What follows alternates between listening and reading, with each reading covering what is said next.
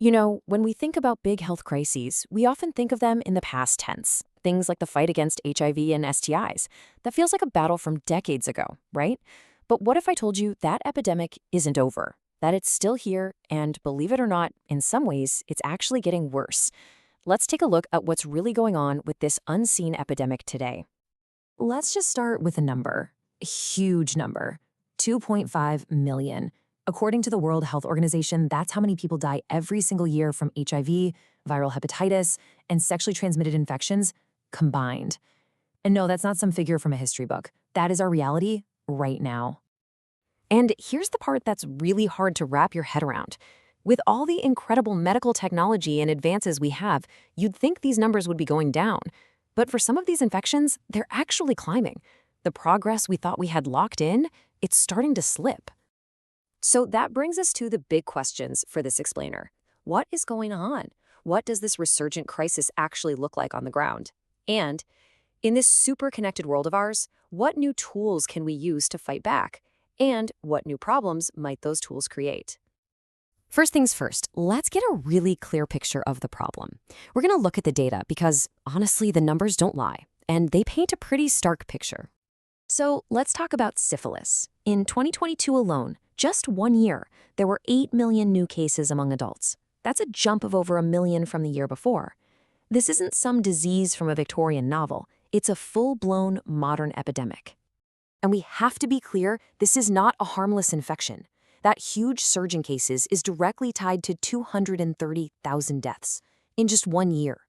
Every single one of those numbers was a person whose life was lost to something that is both preventable and treatable. And this is where the human cost just becomes heartbreakingly clear. This chart shows us all the places the system failed in preventing congenital syphilis. That's when the infection gets passed from a mother to her baby. You can see there are missed opportunities at every single step, from not getting tested on time to issues with treatment.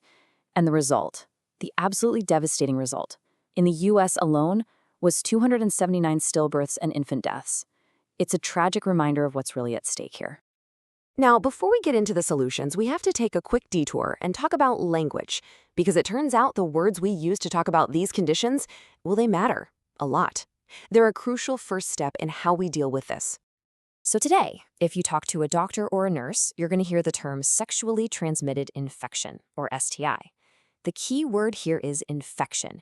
It's a clinical, medical term. It just describes the fact that an organism is present in the body. And here's the really important part. An infection can be there without showing any symptoms at all. So, what's the big difference between infection and disease? Well, STI is the modern, more accurate term. STD, or sexually transmitted disease, is an older term, and it comes with a lot of heavy historical baggage, a lot of stigma. It makes people think there have to be visible symptoms, and even worse, it can imply some kind of moral failing. Shifting our language to STI helps us focus on what this actually is, a health issue, not a source of shame. And this quote just nails it. Physician assistant Evan Cottrell puts it perfectly. He says he often compares things like gonorrhea or chlamydia to strep throat. You get it, you get treated with an antibiotic, and it goes away. That simple comparison is so powerful. It helps take away the fear and stigma that can stop people from getting the care they need. Okay, so we understand the problem, we know why our words matter. Now let's talk about solutions. How can we use the technology we all have in our pockets to start fighting back? This is where e-health comes into the picture. E-health, we're talking about simple tools like text messages, websites, apps, has so much potential.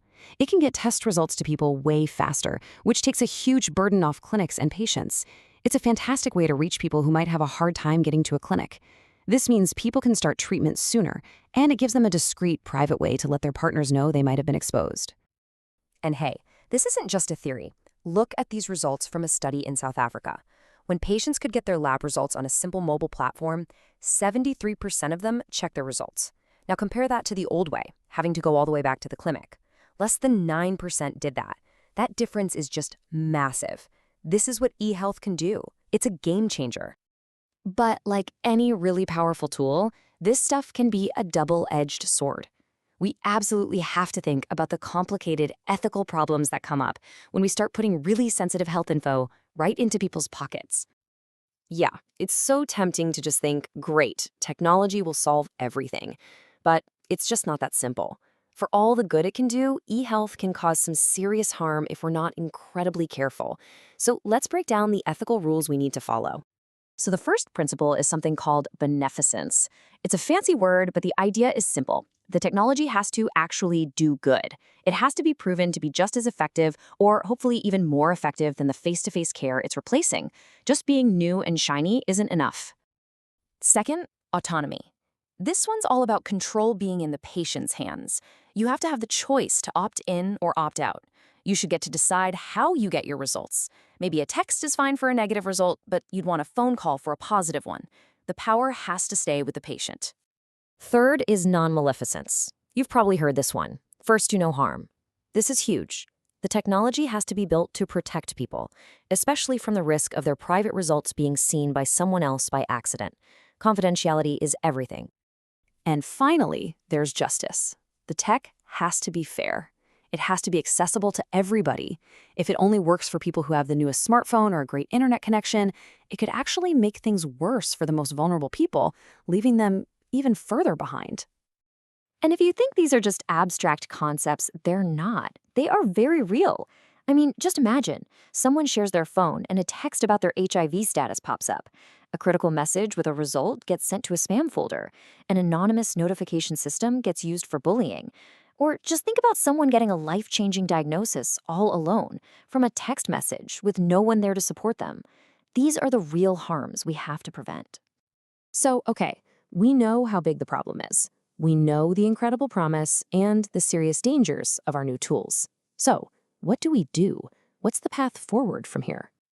Well, the good news is the World Health Organization has basically given us a roadmap. They're calling for smarter investment, for making STI care a normal part of primary health care, and so importantly, for fighting the stigma that lets these epidemics thrive. It's about tackling multiple diseases at once and getting back to the basics: prevention, diagnosis, and treatment for everyone.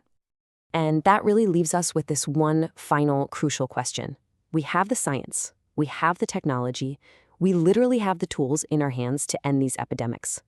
The real question isn't a medical one, it's a societal one. Do we have the collective will to do it?